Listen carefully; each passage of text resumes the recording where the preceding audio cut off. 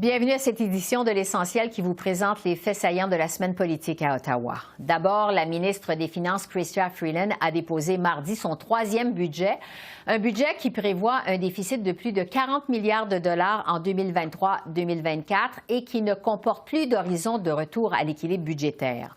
La part du gâteau va à la transition énergétique. Ottawa investit 80 milliards sur 10 ans pour aider les entreprises à se tourner vers les énergies vertes. Les réactions ont été nombreuses, autant du côté de l'opposition officielle que des environnementalistes. J'en ai discuté avec le ministre de l'Environnement, Stephen Guilbeault.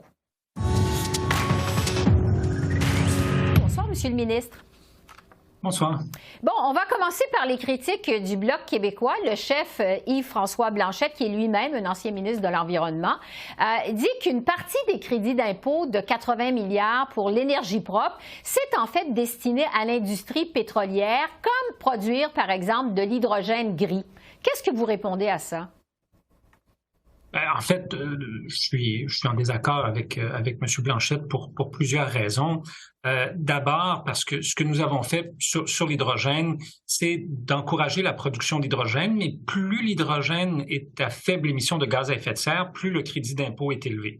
Alors, on fournit des incitatifs supplémentaires pour produire une hydrogène qui a le moins d'émissions de gaz à effet de serre possible. Et il faut comprendre, bon, il y a différentes façons de produire de l'hydrogène. Certains vous diront que la seule façon qu'on devrait utiliser, c'est l'électrolyse à partir d'énergies renouvelables. Or, c'est pas possible partout de faire ça. Et l'hydrogène va permettre de déplacer des formes de production ou des formes de carburant plus polluants. On pense notamment au pétrole ou encore à certains types de gaz naturels.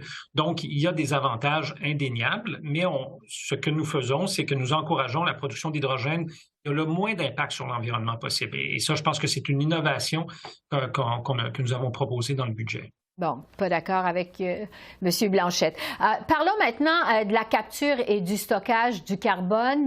Bon, la ministre Freeland, votre collègue, a annoncé plus de 500 millions de dollars sur 5 ans en crédit d'impôt pour développer cette technologie-là.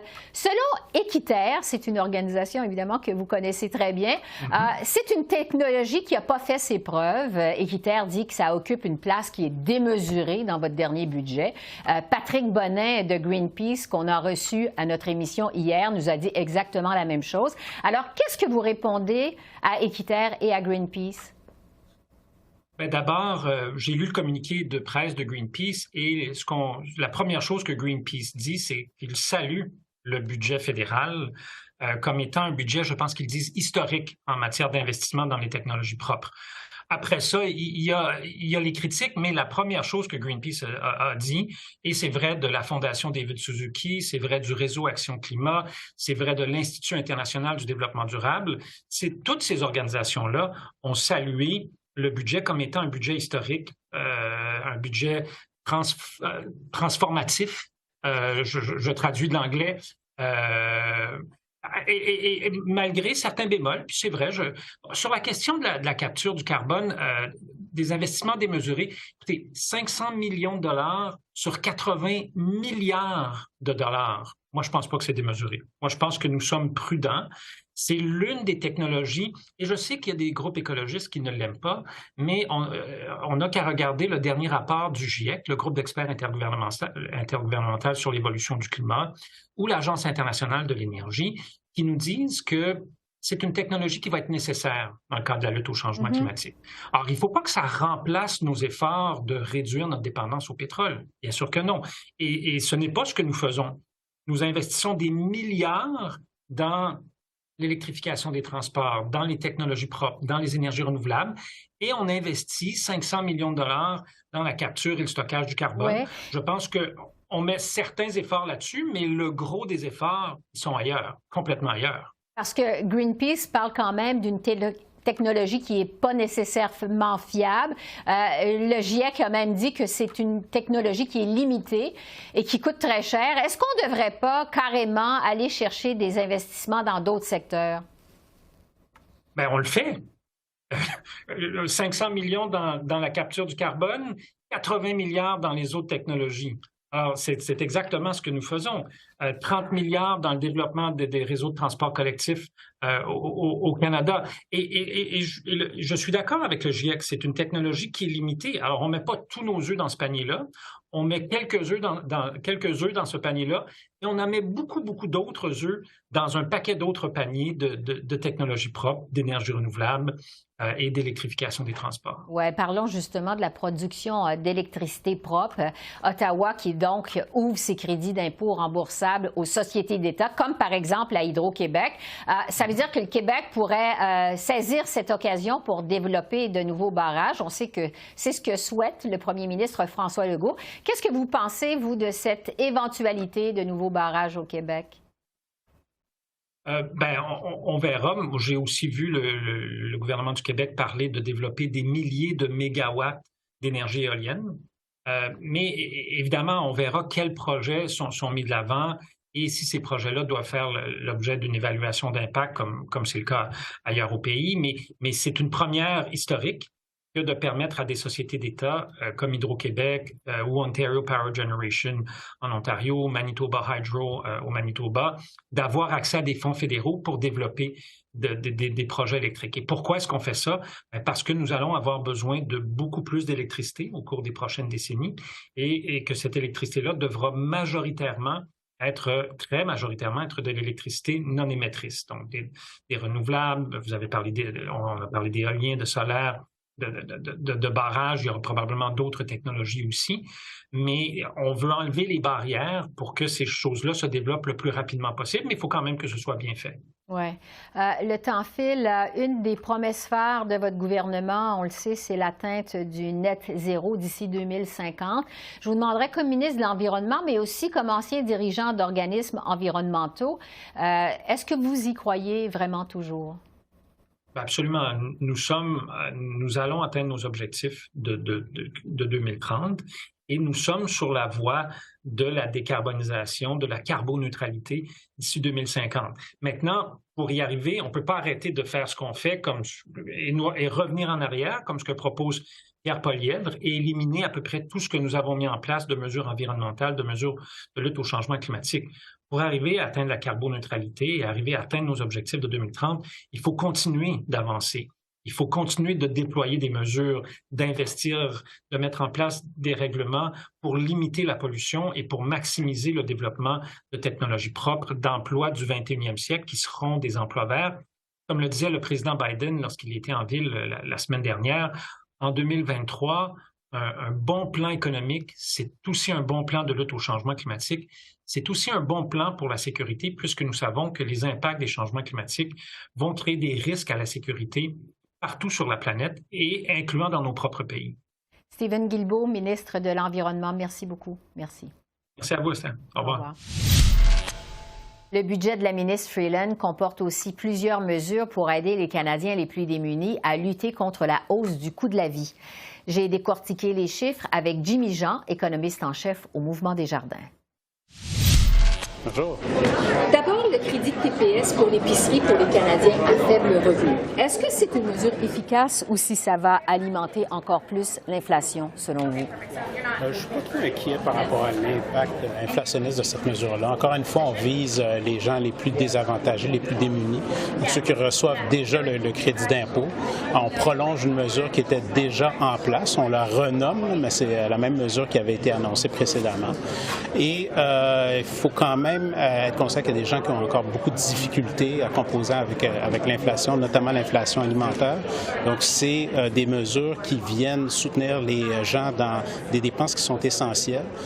Donc, je ne vois pas ça comme étant si problématique que ça. Ce n'est pas des dépenses frivoles en voyage ou en biens de consommation.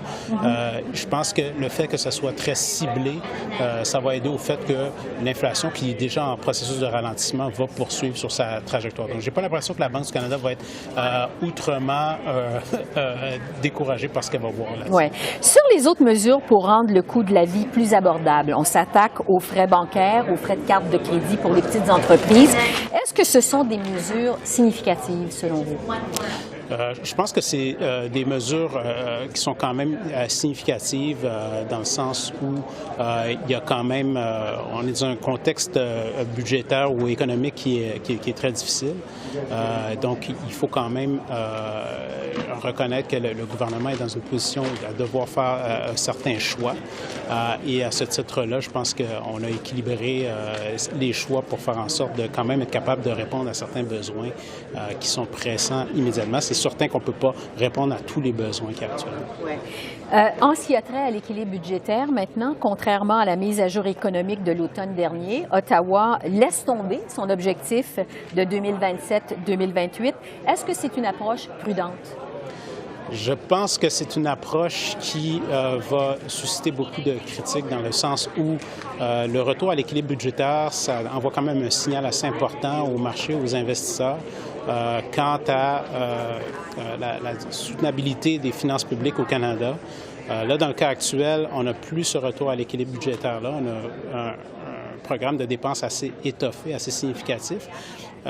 Et aussi, on n'inclut plus de provisions pour éventualité, pour des risques à la baisse. Or, on les évoque, ces risques à la baisse-là. On a un scénario alternatif qui prévoit une récession plus sévère que dans le scénario de base. Donc, la bonne chose à faire dans ce temps-là, c'est, comme ça a toujours été fait dans le passé, d'inclure une provision pour éventualité pour un peu donner un certain coussin au cadre budgétaire. Là, on l'a éliminé. Donc, ça met un certain élément de risque. S'il fallait que l'économie performe moins bien que prévu, à ce moment-là, on verrait une détérioration supplémentaire du déficit, en plus du 12,5 milliards de plus de déficit sur l'horizon qu'on a annoncé aujourd'hui. Donc, la question qu'on peut se poser, c'est est-ce que le Canada est en bonne position pour affronter la turbulence économique à venir?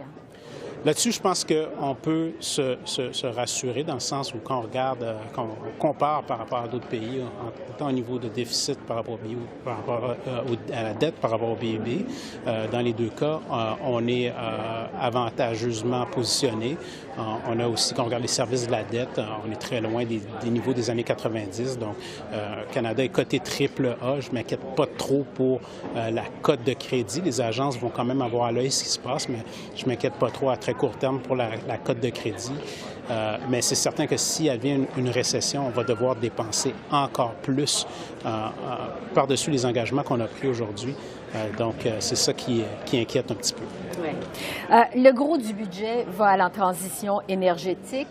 Ottawa annonce aujourd'hui 80 milliards sur 10 ans pour aider les entreprises canadiennes à se tourner vers les énergies vertes. Comment vont s'articuler ces crédits d'impôt pour les entreprises? Bien, ça va être beaucoup des crédits. En fait, la stratégie est, comme vous l'avez mentionné, beaucoup à travers les crédits d'impôt. Donc, on a été avec une approche qui était quand même assez simple. On reconnaît, je pense, qu'il y a eu énormément de ratés dans l'exécution de programmes entrepris par le gouvernement, des programmes d'infrastructure dans les dernières années. Donc là, on laisse le marché privé dicter la marche. On amène aussi la contribution des investisseurs, des grands investisseurs, les fonds de pension en tout ce qui est investissement ESG. Donc, il y a des mécanismes qui sont en place pour attirer ces investissements-là. Je pense que c'est la bonne chose. Puis, autrement, on se concentre, on focalise vraiment sur l'aspect production d'électricité. Donc, je pense qu'on a fait des choix. Il y a des multiples façons dont on peut aider l'économie à se décarboner, par exemple, décarboner les bâtiments. Mais ce n'est pas ce qu'on a fait aujourd'hui. On a décidé, nous, on mise nos billes sur la production électrique. Donc, on va donner des crédits d'impôt assez substantiels pour ça, pour être capable de s'inscrire finalement dans les chaînes de valeur qui vont se générer avec le programme d'infrastructure américain et aussi faire en sorte que le Canada puisse bénéficier d'un contexte électrique qui soit carboneutre. Au chapitre du déficit, Ottawa prévoit un déficit de plus de 40 milliards en 2023-2024, puis une réduction à 14 milliards dans 5 ans. Est-ce que ces prévisions tiennent la route? Ces prévisions sont à risque. Étant donné ce qu'on voit au niveau de l'économie à très court terme. Donc, il y a des risques qui sont quand même à la baisse pour le PIB et surtout pour le PIB nominal. Donc, je dirais que les prévisions qu'on nous a annoncées aujourd'hui pour le PIB réel, ça tient la route à 0,3 %. Mais quand on regarde le PIB nominal, ça reste peut-être encore trop optimiste parce que s'il y a une récession, on sait que l'inflation va baisser significativement. Donc, le PIB nominal va en souffrir. Par ailleurs, c'est qu'on mise beaucoup même dans le cadre de ces déficits-là qui reviennent, qui ne se résorbent pas complètement, mais on mise beaucoup sur un examen stratégique des dépenses. Donc, on redouble d'ardeur là-dessus. Or, on ne sait même pas qu'est-ce qui est arrivé avec le premier examen des dépenses. On ne sait pas quels ont été les résultats de ça. Est-ce qu'on va être vraiment capable de dégager les économies qu'on espère dégager? Et elles sont substantielles. Donc, il y a quand même beaucoup d'espoir là-dedans. L'autre chose, c'est les augmentations des impôts, des taxes à travers les dividendes pour les institutions financières et aussi les taxes, l'impôt minimum pour les plus riches. Mais on sait qu'il y a quand même des stratégies qui sont en place par ces individus-là ou ces entreprises-là pour être capables de, disons, optimiser ou alléger leur fardeau fiscal. La ministre Freeland avait annoncé que le gouvernement aurait de la compassion et serait fiscalement responsable. Est-ce qu'elle a passé le test? Je pense que la compassion y est parce qu'on a, en plus des soutiens pour le coût de la vie, on a quand même un programme dentaire qui prend de l'expansion. Donc, on redouble d'ardeur là-dessus. On veut vraiment s'assurer que les gens puissent... on veut résoudre les inégalités sociales. Ça a été vraiment le thème de ce gouvernement-là et on voit que ça se poursuit. Mais en même temps, on parle de responsabilité. On voit qu'il y a quand même des endroits où est-ce qu'on tourne les coins ronds, où est-ce qu'il y a encore beaucoup de questionnements par rapport à est-ce que vraiment dans les faits, ce scénario budgétaire-là va tenir la route et est-ce que c'est un scénario béton? Et là-dessus, il y en a qui vont argumenter que c'est plutôt fragile. En quelques secondes, est-ce qu'il y a des oubliés dans ce budget? Bien, je pense que le grand oublié ou négligé, c'est le côté de l'habitation, le logement abordable qui fait l'objet de très peu de mesures dans ce budget-là. Oui, il y a eu des mesures qui ont été annoncées dans le budget de 2022, dans la mise à jour budgétaire, mais il reste qu'aujourd'hui, par rapport au moment où ces projections ont été faites, on voit les mises en chantier ont beaucoup baissé. Notre prévision de mise en chantier pour cette année s'est effondrée, alors qu'avec l'immigration qu'on a, la demande démographique qu'on a, il faudrait plus de logements. Nous, on estime qu'il faudrait aller chercher entre 300 et 350 000 mises en chantier par année. On est très loin du compte et il n'y a rien qui a été mis de l'avant pour adresser ça. Donc, pour moi, c'est ça le grand oublié. Le Bloc québécois a demandé au gouvernement Trudeau de rendre publics les détails de l'entente avec les États-Unis qui a conduit à la fermeture du chemin Roxham la fin de semaine dernière. Du côté de Québec, le premier ministre François Legault refuse de fournir un effort supplémentaire afin d'accueillir une partie des 15 000 demandeurs d'asile que le Canada s'est engagé à accepter en vertu de cette entente. J'ai discuté de ce dossier avec la ministre de l'Immigration du Québec, Christine Fréchette. Bonsoir, Madame la ministre. Bonsoir, Mme Bégin. Le chemin Roxham est donc fermé depuis minuit 1 dans la nuit de vendredi à samedi. Quelle a été la situation observée sur place en fin de semaine? Bon, il faut voir que c'est sous la responsabilité du gouvernement canadien que la gestion de la frontière et du chemin Roxham. Donc, ce sera plus à ce gouvernement d'être en mesure de faire le point sur l'état de situation. Mais je crois qu'il y a eu une accalmie importante là, si on s'en remet aux articles qui ont été publiés depuis.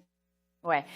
Vous savez que les défenseurs des droits en immigration craignent que la fermeture du chemin Roxham, ça mette encore plus en péril la vie des migrants qui pourraient emprunter des passages dangereux, plus dangereux. Certains craignent qu'ils mettent carrément leur vie en danger pour traverser au Canada, pour venir au Québec. Quelle est votre position à vous là-dessus? D'une part, on est satisfait par la renégociation, la conclusion de la renégociation de l'entente sur les tiers pays sûrs, parce que ça fait en sorte que dorénavant, les demandeurs d'asile passeront essentiellement par les voies régulières pour obtenir leur statut de demandeur d'asile. Donc, c'était devenu une anomalie que de voir pratiquement le double de personnes passer par une voie irrégulière. Maintenant, il se peut que du fait de la renégociation de l'entente, qu'il y ait des tentatives pour accéder au Canada par des voies détournées. On espère que ce ne sera pas le cas et que personne ne se mettra à risque pour atteindre cet objectif-là. Mais je pense qu'il y a certainement quelques personnes qui tenteront la chose. Nous, on invite les gens à entrer via les voies régulières. Oui, justement, à ce chapitre, est-ce que vous craignez l'ouverture de d'autres passages illégaux pour entrer au Québec? Ben non, je ne le crains pas parce que j'ai confiance que le gouvernement canadien sera en mesure de gérer la frontière canado-américaine comme il se doit et qu'il sera en mesure d'adopter les mesures qu'il faudra pour assurer la sécurité et le contrôle adéquat tout au long de la frontière. C'est sûr qu'on a une longue frontière de 8 900 kilomètres, mais il faut voir que les technologies peuvent aider aussi à assurer un contrôle sécuritaire et je crois que le gouvernement canadien va développer et adopter les mesures qui s'imposent. Oui. Bon, revenons justement sur cette décision qui a été annoncée vendredi dans le cadre du sommet Biden-Trudeau. Bon, on le sait, le chemin Roxham, c'est un dossier qui traîne depuis des années et qu'on décide de finalement le fermer la journée même de l'annonce. Je vous demanderais, est-ce que vous avez été surprise par la rapidité d'exécution de cette décision? Bon, je dois vous dire que d'une part, ça faisait plusieurs semaines que les indications étaient à l'effet que les discussions allaient bien avec le gouvernement américain. Donc, moi, j'étais relativement confiante qu'on puisse atteindre l'objectif de conclure ces négociations-là qui avaient débuté il y a plusieurs années et qui a un trop grand nombre d'années, en fait, lors de la visite du président Biden. Donc, le suspense a été maintenu vraiment jusqu'à la toute fin.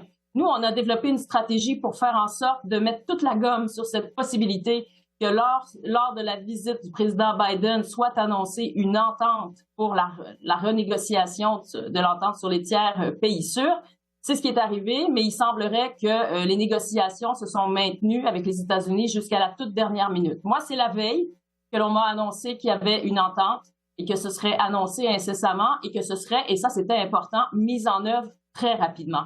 Parce que, imaginez un seul instant, si on nous avait annoncé vendredi dernier qu'il y avait cette entente pour la renégociation et qu'on allait la mettre en application seulement dans 2 mois, par exemple, ben ça aurait créé un afflux important de demandeurs d'asile qui auraient voulu profiter de cette fenêtre d'opportunité pour entrer au Canada. Mais avec une mise en application le soir même, ça, on a vraiment agi de manière très rapide, et ce qui a évité ce type de problème.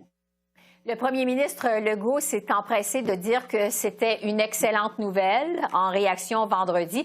Est-ce que vous croyez que parce que le problème du flot de migrants s'était étendu en Ontario, est en voie finalement de devenir un problème national, pensez-vous que ça a accéléré la décision? Ben, sans en être complètement certaine, je pense que ça a contribué à faire en sorte que cet enjeu soit devenu prioritaire. Nous, on avait exprimé nos demandes depuis très longtemps pour que cet enjeu soit négocié lors du sommet Biden-Trudeau. Maintenant, à partir du moment où, à la mi-février, le gouvernement canadien a commencé à redistribuer une beaucoup plus grande part des demandeurs d'asile vers d'autres provinces, je pense que ça a contribué à, permettez-moi l'expression, canadianiser l'enjeu, au sens où ce n'était plus que le Québec qui avait des préoccupations quant à sa capacité d'accueil et d'accompagnement de ces demandeurs d'asile, mais il y avait également plusieurs villes du côté de l'Ontario qui étaient aux prises avec le même enjeu. Et dans les Maritimes aussi, ils ont commencé à en recevoir. Donc, bref, on a fait en sorte que d'autres provinces tiennent le même discours que le Québec. Et je pense que ça a certainement contribué à faire en sorte de prioriser encore davantage cet enjeu.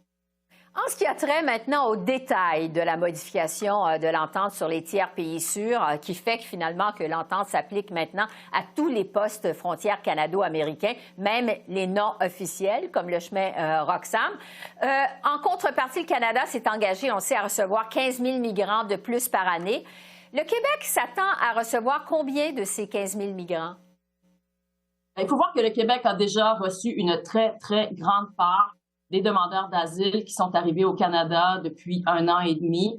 Cette part, en fait, des demandeurs d'asile que l'on a reçus est bien, bien au-delà de notre poids démographique au sein du Canada. Alors, nous, on veut se concentrer sur l'accompagnement des dizaines de milliers de personnes qui sont arrivées en territoire québécois. Vous savez, une fois qu'ils arrivent sur le territoire québécois, c'est là que le travail commence pour nous, au sens où il faut les accompagner avec des organismes d'accompagnement, de francisation, également d'intégration, faire en sorte aussi qu'ils aient accès aux espaces d'habitation dont ils ont besoin, faire en sorte que les services de santé, les services d'éducation, si c'est requis, soient au rendez-vous. Donc, il y a tout un écosystème qui se met en place. Et cet écosystème-là a été sursollicité du fait de l'arrivée très, très importante des demandeurs d'asile au cours de l'année 2022 et début 2023 également. Donc, nous, on veut se concentrer sur l'accompagnement de ces personnes-là pour faciliter leur intégration et leur donner la qualité de service auquel ils ont droit. Donc, pour ce qui est des 15 000 personnes additionnelles, Nous, on est d'avis que les autres provinces devraient être mises à contribution pour les recevoir, considérant l'apport déjà énorme qu'a offert le Québec en termes d'accueil des demandeurs d'asile entrés de manière irrégulière. Les autres provinces doivent faire leur part. Toujours sur les détails de cette modification à l'entente sur les tiers pays sûrs, les migrants qui sont arrêtés au Canada dans les 14 jours après avoir traversé la frontière vont être refoulés au sud, donc vers les États-Unis. Mais est-ce que ça veut dire que si un migrant est intercepté 15 jours après son arrivée, il va pouvoir demeurer au Canada? Qu'est-ce que vous en comprenez, vous, au Québec? Bon, mais ma compréhension est encore préliminaire au sens où on m'a dit que les détails restaient à être précisés. Mais ce que vous évoquez, c'est ma compréhension, effectivement. Maintenant, la mise en œuvre de cette mesure-là, ça va être assuré par le Québec et on m'a, ça va être assuré par le Canada et on m'a avisé, M. Fraser m'a avisé que davantage de précisions seront disponibles au cours des prochaines semaines ou mois, je ne sais. Oui. Mais voilà, toujours est-il qu'il y a encore tous les détails, je crois, qui soient ficelés autour de ce concept. Oui. Entre-temps, on sait que les organismes communautaires au Québec, surtout à Montréal, étaient débordés, à bout de souffle, à bout de ressources devant ce flot incessant de migrants qui entraient par le chemin Roxham. Vous parliez il y a un instant de tout ce travail d'accompagnement. Quand vous attendez-vous à ce que l'impact se fasse sentir sur le milieu communautaire au Québec? Eh bien, l'impact se fait déjà sentir. Et d'ailleurs, je veux saluer le travail colossal qu'a fait le milieu communautaire pour accompagner les demandeurs d'asile arrivés en très, très grand nombre et d'une manière non planifiée. Ça fait partie, ça, des éléments qui étaient problématiques, là, le fait qu'on ait reçu d'une manière non planifiée, en très grand nombre, dans une courte période de temps et dans une zone géographique très concentrée sur Montréal, tous ces demandeurs d'asile. Et voilà, les groupes sont à bout de souffle et ils ont besoin d'oxygène. Et moi, je tiens à ce que, justement, on leur donne cet oxygène pour leur permettre de se stabiliser. Et il en va de même pour les services gouvernementaux qui sont offerts aux demandeurs d'asile. Eux aussi sont très pressurisés. Alors, il faut entrer dans une période d'accalmie, je crois, pour faire en sorte que les choses se placent adéquatement et que les personnes qui sont arrivées au Québec puissent s'y établir suivant des standards de qualité élevés. Christine Fréchette, ministre de l'Immigration au Québec. Merci beaucoup. Merci. Merci à vous. À une prochaine. Au revoir. Alors voilà, c'est là-dessus que se termine notre revue de la semaine politique à Ottawa. Esther Bégin qui vous remercie d'être à l'antenne de CEPAC, la chaîne d'affaires publiques par câble. Je vous souhaite une excellente fin de semaine et je vous dis à bientôt. Au revoir.